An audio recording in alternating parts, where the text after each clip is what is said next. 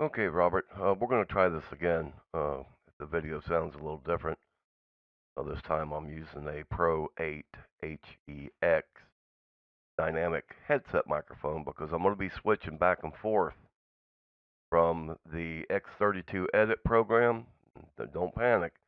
Okay, and then I've got another camera set up to where I'm actually going to go over and show you how to do this from the X32 rack itself. Okay, but I want to show you that what I've done now is I've taken my drum machine. It's an Elias 16 DR something. I don't know what it is. It's a drum machine. I've got the inputs coming into auxiliary 1 and auxiliary 2. As you can see right here, these are my aux channels. Now I've got this raised up to 0, so I'm just going to pick one aux channel right now, okay, with this one. And I'm going to come over to channel. Now I think you're using mixing station. I can't teach you how to use that, man. You're going to have to find somebody that uses it. I use the Behringer X32 because they designed it. The Edit X32 is a Behringer product. Okay, and it just, for me, it just works fantastically well with the X32 series as well as the rack. Okay, so as you can see up here, channel input link, stereo link. I'm going to say yes. I want the link auxiliary 1 and 2. So I'm going to say OK. So now I've got them linked. Okay, as you can see up here, I've got them coming through the main out. So if I had my speakers connected, you would be hearing this drum machine coming out now. All right. So at this point, you come over to configure. It is the stereo's linked. It's auxiliary 1. This is where I trim it out. If you can see right up here, I want it to come up to this right around that negative 18 at the loudest point, and I'm pretty close to that. Okay, I can play with this and get it just absolutely perfect. So whatever it does for channel 1, it's going to do, or aux 1, it's going to do for aux 2. Gate, you don't have it. Dynamics, you don't have it. EQ here, it's a drum machine. I can sit here and do whatever I want. Okay, if I want the cymbals, if I want to raise something off, if I want to put whatever I want to do. Okay, yes, I want to reset all that. The sends, very important, man. Okay, recording left and right. This is the way that I've got this particular scene set up. This is going to the digital recorder, or the recorder that goes the USB port on the front of the device. Okay? And the main, of course, like we said, it is going through the main. There it's going through the left. If I sit here and click on this channel, you'll see where it's coming up on the right. So, and it's going back and forth here. Okay? So now I want to go over to the meters, and we're going to go to the aux FX. There's my 1 and 2 coming in. You can see it coming in and the meters. Okay, so I know that's working. So now we're going to go in and out. So this is going to the outputs 1, 2, and 3 because I have buses set up 1, 2, and 3. Okay, this is for something totally different, but if it shows up on your meters, more than likely you're going to be able to record it. Okay, so here we are again, like I said, with the in and outs and the auxiliary, the aux in 1 and 2, and then the in and outs. It's that 11 and 12. Now I'm using the rack. Okay, I'm not using my S16 with this. This output for channel 15 and 16 does me absolutely no good whatsoever. Or not for the output 15 and 16, because on the rack your outputs by default are going to be 7 and 8. So I would have to come into routing and change that, and that's what we're going to do now. Okay? So when we come over to routing, the inputs, we're looking for the card. Okay? You cannot use the local source. You need to take your routing and you need to put that card over here where it says card, but on your card it needs to say 1 through 8 and 9 through 16. Okay? Now the XLRs, same way. And then your output 1 through 16, this is where I would come in and change it. If I was setting up for a job right now, for a gig, and all I had was my rack, I would sit there and make the left and the right 7 and 8. Okay, so now all of this is going to come out. I would have to reroute this into 7 and 8. and now I can get volume coming out of my channels that way. But remember, now we're talking about strictly recording. Okay, so now let's go ahead and bring up Reaper. Now here I am in Reaper, and I've got everything set up. Okay, it's it's the DAW that I use.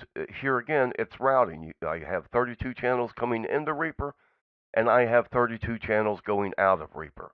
So since I know that that drum machine is being picked up on sends 11 and 12, look what happens when I click record. That's my drum machine.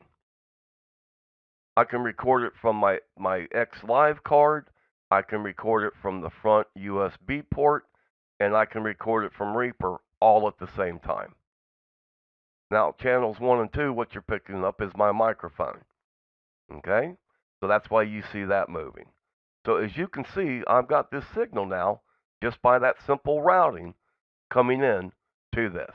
So let's go ahead and close this. We don't need it anymore. And let's go back to our routing tab. Our card. You must have 1 through 8 under out, 9 through 16 under out. Okay? Inputs. It doesn't, everything is local, man. You only got 16 inputs. You can forget about this 7 through 24 and 25 through 32.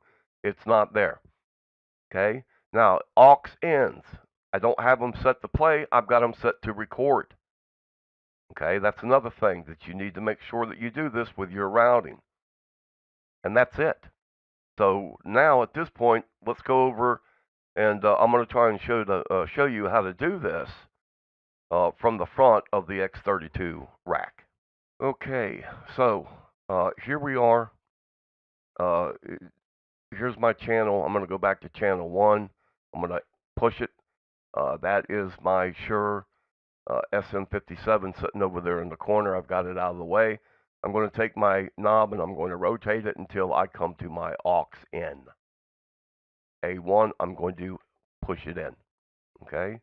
Now, this is kind of hard for me because, number one, I'm running out of cable space. And number two, I got this camera sitting right here in front of it, and it's real hard for me to get to these dials. Okay? But here I am on the home screen. And as you can see, the yellow right there is linked. This is how you link 1 and 2. Okay, do I want to link 1 and 2? I'm going to hit the arrow on the right and say yes. I want to confirm that. Okay? So now I'm going to come over to configure. Now, let me go back just a second. You see over here where it says trim right there. This is how I'm adjusting my input gain. You see that going up and down?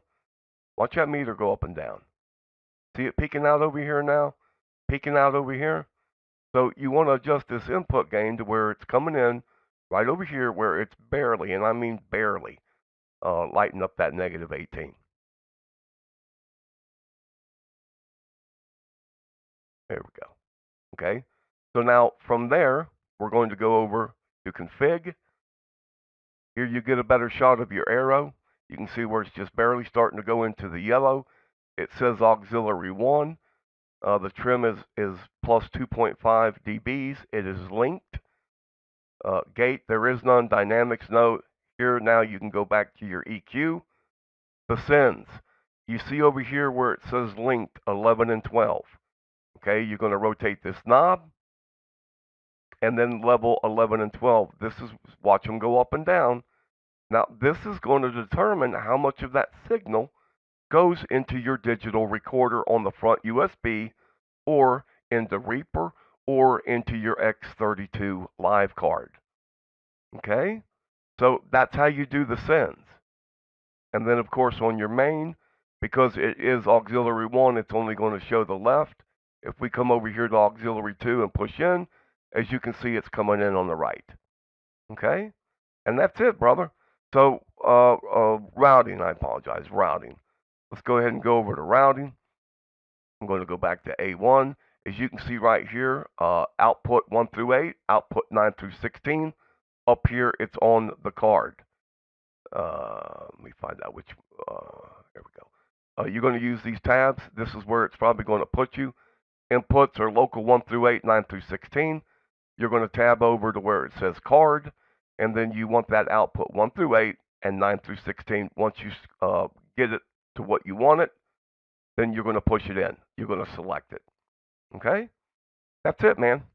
And I hope this works for you now, because I can duplicate this on my end.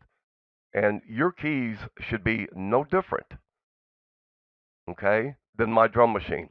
Now, if you say, but Daniel, look, man, I want to be able to put a gate on it, I want to be able to do all this other stuff, then you need to come out of your keyboard, okay, into a direct input, a DI box.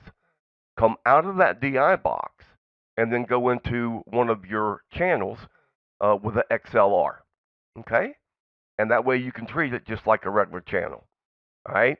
Take care, God bless, and we are out of here.